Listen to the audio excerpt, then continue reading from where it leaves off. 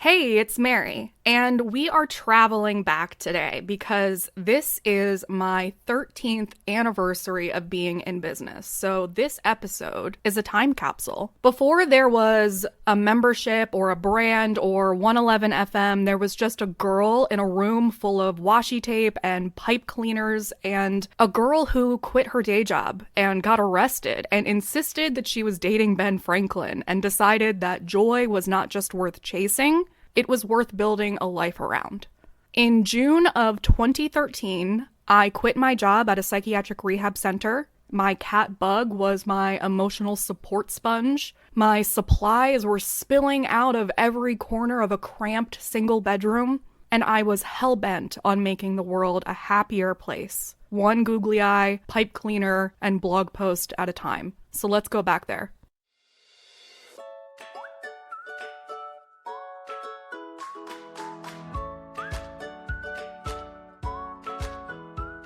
In 2013, it was the year I quit my job, got my heart broken, started a blog in a more professional capacity, and basically decided that if I was going to fall apart, I was going to do it covered in glitter. And this is the story of me in 2013. The girl who was wearing a unicorn mask in the ocean and dancing in a bar dressed like a mermaid. And that girl still lives inside of me, and there's probably a version of that inside of you too.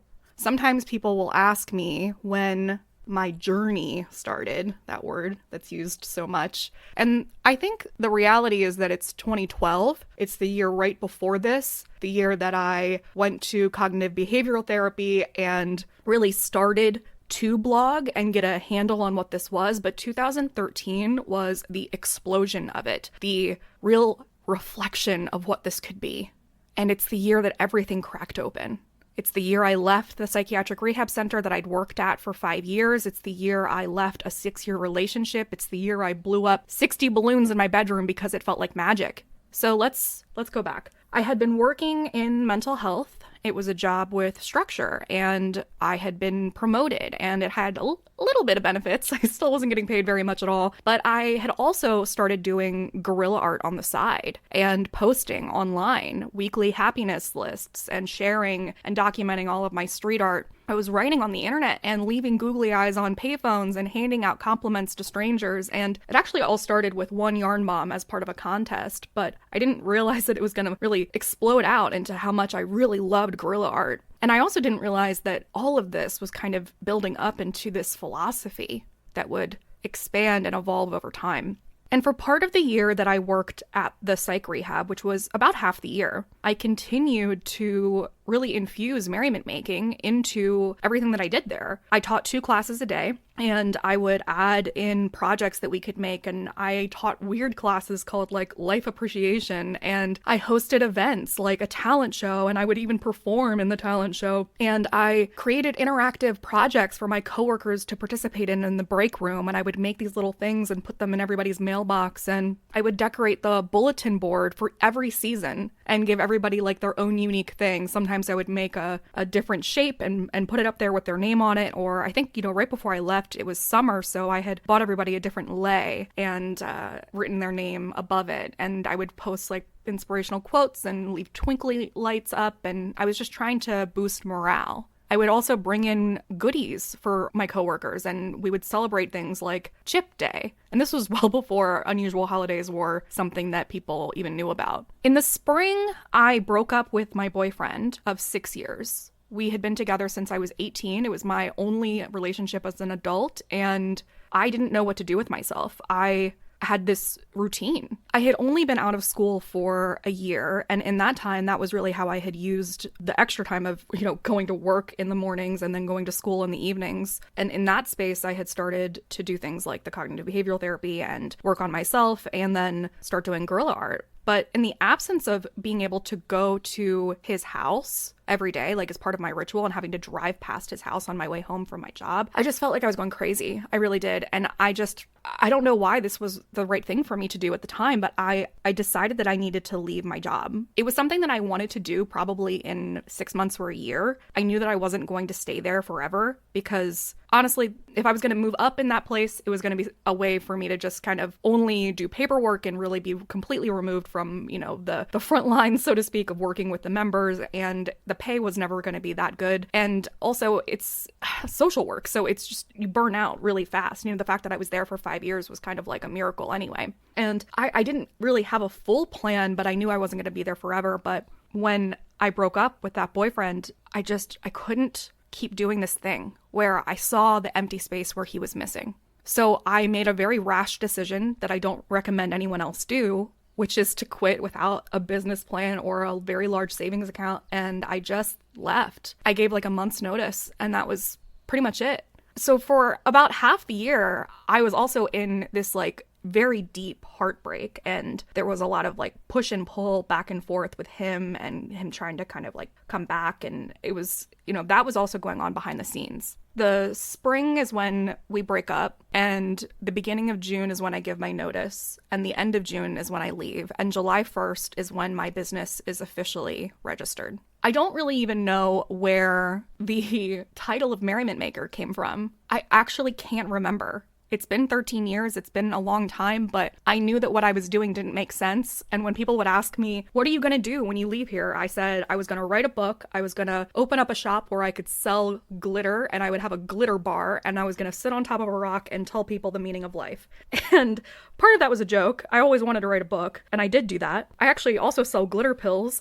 So I guess in a way I'm doing that too. I also coach and speak about philosophy. So in a way I'm also doing that. So it's kind of funny that those things eventually did come to fruition. Everyone was so supportive when I left my job. I remember making everybody like these handmade pipe cleaner suns as goodbye gifts, and they were actually ended up looking kind of creepy. They were kind of these haunting faces of joy, but that felt relatively fitting. I also made them mix CDs entitled Mary's Quitting 2013 because that's who I was then. That's just like the buildup of 2013, right? And then we're in the middle of summer. I'm embarking on like being a business owner, and I don't even know what that means or what that looks like. I just know that I'm going to start blogging and try to get like paid opportunities, and I have no idea what that looks like. But I also want to kind of like backtrack and just kind of explain other things that I was doing that year that made sense to me. So that year, I completed my first Fun a Day art challenge. And this is something, it happens in multiple cities all over the world, where every day for a month you do something. And sometimes people will do like a little mini painting every day for a month, or sometimes you'll just contribute to one larger piece. So maybe you have one big painting and you paint every day on that canvas every day for a month. So every day for a month, I drove from my job in Annapolis to Baltimore City, which is like almost an hour, and I installed a different street art installation every single day. They were all different. Some of them were performance art, some of them were yarn bombs, some of them were interactive. It was a full gamut of stuff. And it was extremely formative for my experiences in guerrilla art. And then I took pictures of them and I displayed them at a show the following month, and that was my first ever art show.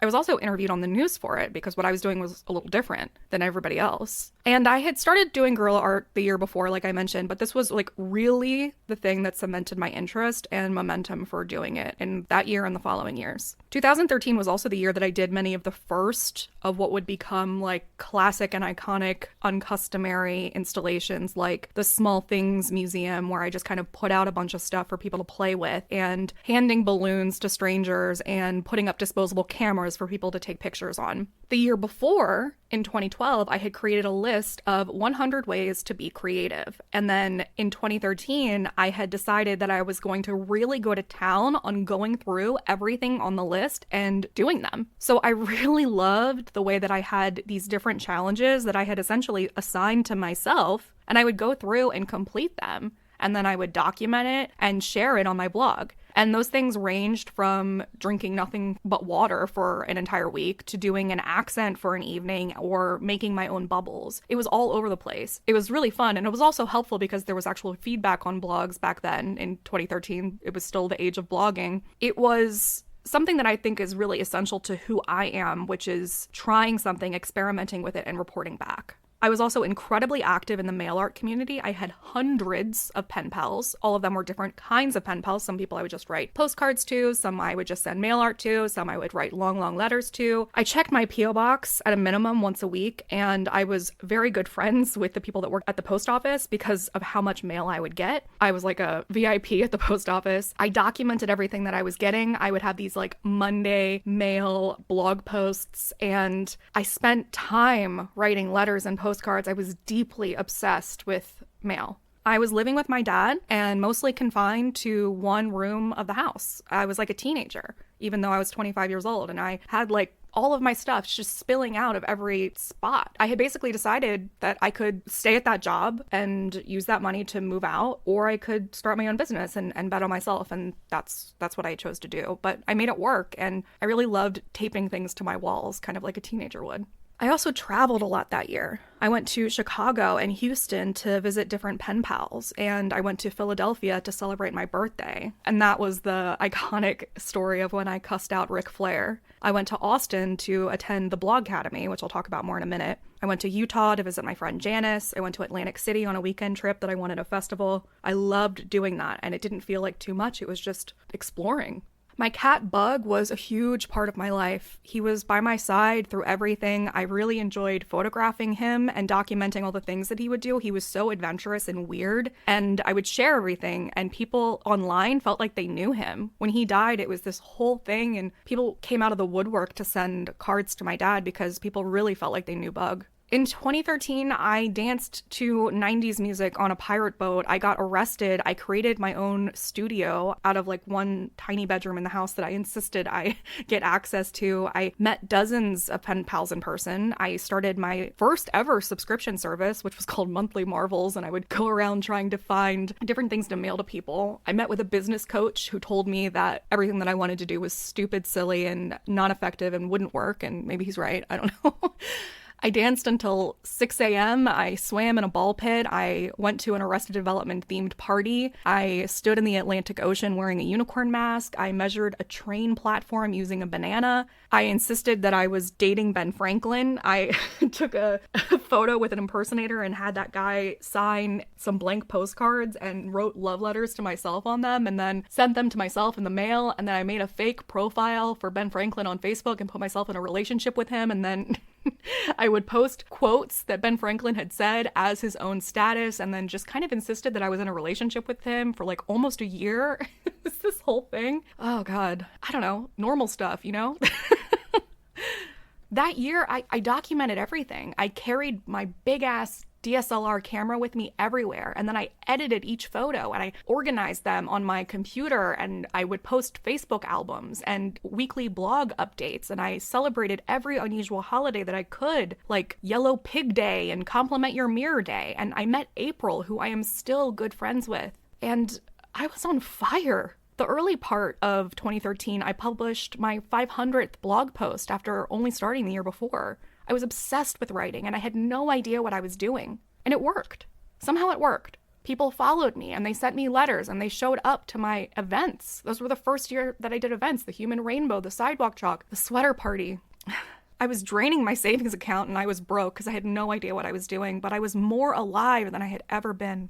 So I went to this blogging workshop that I had been dying to attend. It was something that I was investing in myself as I was, starting my business. It was in July. I went in July, right as I had started my business. I flew down to Texas and I attended something called the Blog Academy. I looked up to the teachers. I thought they were the blueprint to how to make it in this business for what I was already kind of naturally doing.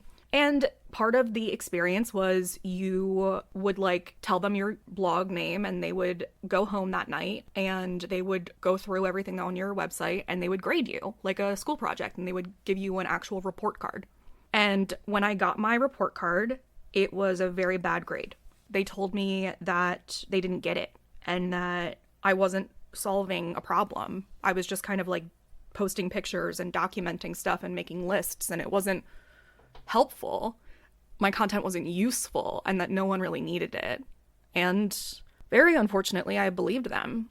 And I didn't immediately stop doing what I was doing. There's documented evidence of almost a year at least of me continuing to do what I was doing, but that stayed in my head.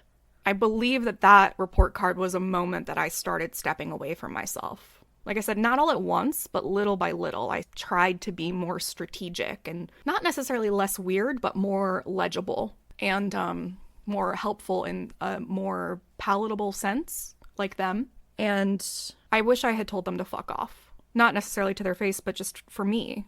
Because now, a decade later, more than a decade later, I see so clearly that I was not supposed to fit into that box on that report card. That was the whole point.